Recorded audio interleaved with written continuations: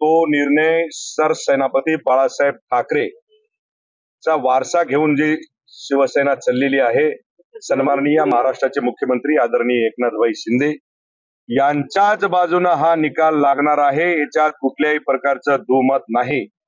कारण की मताची जर तुम्हाला सांगतो तफावत जर बघितली, आकडेवारी जर बघितली, तर मला वाटते की 40 आमदार कुणीकड, 14 आमदार कुणीकड, त्याच्यानंतर 12 खासदार कुणीकड, 6 खासदार कुणीकड, त्याच्यानंतर जिल्हा प्रमुख संपूर्णचे संपूर्ण इकडे 74 जिल्हा प्रमुख इकडे आहेत, विभाग प्रमुख इकडे आहेत, जिल्हा परिषदेचे सदस्य इकडे आहेत, नगरपालिकाचे सदस्य इकडे आहेत.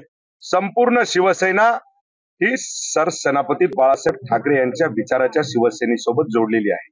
त्याच्यामुळे जे निकाल आहे तो निकाल आमच्याच बाजूला लागणार आहे, याच्यात कुठल्याही प्रकारचं दुमत नाही.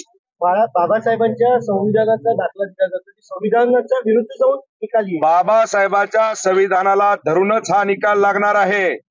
बाबासाहेबाचं जे संविधान आहे त्या संविधानाप्रमाणेच तुम्हाला सांगतो की हा निकाल देण्यात येणार आहे.